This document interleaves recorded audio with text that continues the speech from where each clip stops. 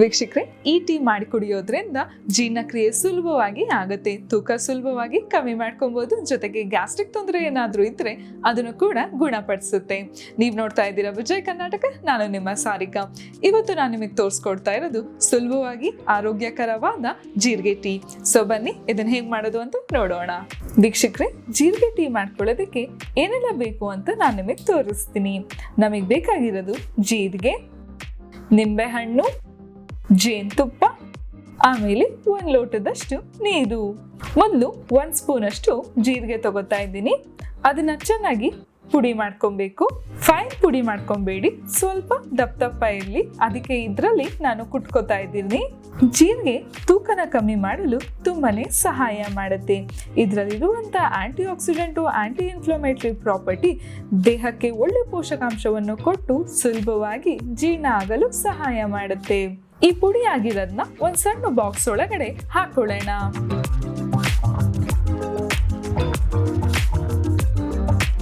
Next ನಿಂಬೆ ಹಣ್ಣನ್ನ cut ಮಾಡಿಬಿಟ್ಟು ಅದರ ರಸ ಮಾತ್ರ ನಮಗೆ ಬೇಕಾಗತ್ತೆ. ನಾವು ನಿಂಬೆ ಹಣ್ಣನ್ನ ಈ ಟೀಗೆ ಬಳಸೋದ್ರಿಂದ ದೇಹದೊಳಗಿರುವಂತಹ ಕೊಬ್ಬಿನ ಅಂಶನ ಸುಲಭವಾಗಿ ಕರಗಿಸಲು ಸಹಾಯ ಮಾಡುತ್ತೆ. ಇವನ್ ಜೀರ್ಣಕ್ರಿಯೆ ಸುಲಭವಾಗಿ ಆಗಲು ಕೂಡ ಸಹಾಯ ಮಾಡುತ್ತೆ. ನೆಕ್ಸ್ಟ್ 1 ಲೋಟದಷ್ಟು ನೀರನ್ನ ಬೌಲ್ ಒಳಗಡೆ ಹಾಕೊಳ್ಳೋಣ. ಈ 1 ಲೋಟದಷ್ಟು ನೀರಿಗೆ 1.5 ಸ್ಪೂನ್ ಅಷ್ಟು ಜೀರಿಗೆ ಪುಡಿನ ಹಾಕೊಬೇಕು. ಆಮೇಲೆ ಇದನ್ನ ಚೆನ್ನಾಗಿ ಬಿಸಿ ಆಗಕ್ಕೆ ಇಡೋಣ.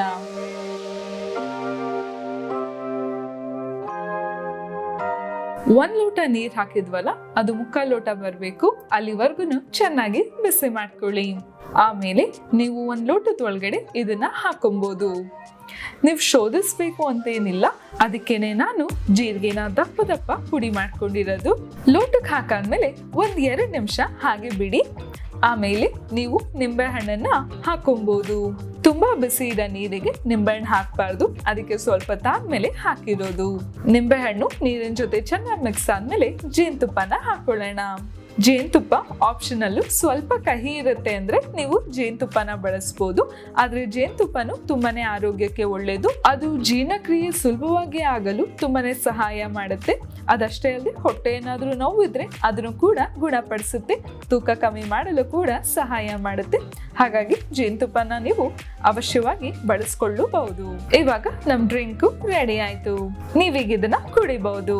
ಈ ಡ್ರಿಂಕ್ ಕುಡಿಯೋದ್ರಿಂದ ಜೀರ್ಣಕ್ರಿಯೆ ಸುಲಭವಾಗಿ ಆಗುತ್ತೆ, ತೂಕನ ಕಮ್ಮಿ ಮಾಡಲು ತುಂಬಾನೇ ಸಹಾಯ ಮಾಡುತ್ತೆ. ಏನಾದ್ರೂ ಗ್ಯಾಸ್ಟ್ರಿಯಾಟಿಕ್ ಪ್ರಾಬ್ಲಮ್ ಇದ್ರೆ ಅದನ್ನು ಕೂಡ ಗುಣಪಡಿಸುತ್ತೆ. ಸೊ ನೀವು ಕೂಡ ಟ್ರೈ ಮಾಡಿ ನೋಡಿ. ವೀಕ್ಷಕರೇ, ಈ ಟೀ ಸ್ವಲ್ಪ ಟ್ಯಾಂಗಿ ಆಗಿದೆ ಮತ್ತೆ ಟೇಸ್ಟಿ ಆಗೋ ಇದೆ. ಒಂಥರ ಜ್ಯೂಸ್ ಕುಡ್ದಂಗೆ ಅನಿಸ್ತಿದೆ, ಎಕ್ಸೆಪ್ಟ್ ಸ್ವಲ್ಪ ಬೆಚ್ಚಗಿದೆ. ಸೊ ನೀವು ಕೂಡ ಟ್ರೈ ಮಾಡಿ ಸುಲಭವಾಗಿ ಆರೋಗ್ಯಕರವಾಗಿ ತೂಕನ ಕಮ್ಮಿ ಮಾಡ್ಕೊಳ್ಳಿ. ಮುಂದೊಂದು ಸಂಚಿಕೆಯಲ್ಲಿ ನಾನು ನಿಮ್ಗೆ ಇನ್ನೊಂದು ಟಿಪ್ಸ್ ಬಗ್ಗೆ ತಿಳಿಸ್ಕೊಡ್ತೀನಿ. ಈ ವಿಡಿಯೋ ಇಷ್ಟ ಆದಲ್ಲಿ ಲೈಕ್ ಮಾಡಿ, ಕಮೆಂಟ್ ಮಾಡಿ, ಶೇರ್ ಮಾಡಿ. ಇನ್ನು ವಿಜಯ್ ಕರ್ನಾಟಕ ಪ್ಲಾಟ್ಫಾರ್ಮ್ನ ಯಾರೆಲ್ಲ ಫಾಲೋ ಮಾಡ್ತಿಲ್ಲ, ಫಾಲೋ ಮಾಡೋದಕ್ಕೆ ಮರಿಬೇಡಿ. ನೆಕ್ಸ್ಟ್ ಎಪಿಸೋಡ್ ಅಲ್ಲಿ ಸಿಗೋಣ. ಅಲ್ಲಿವರೆಗೂ ಟೇಕ್ ಕೇರ್, ಬಾಯ್.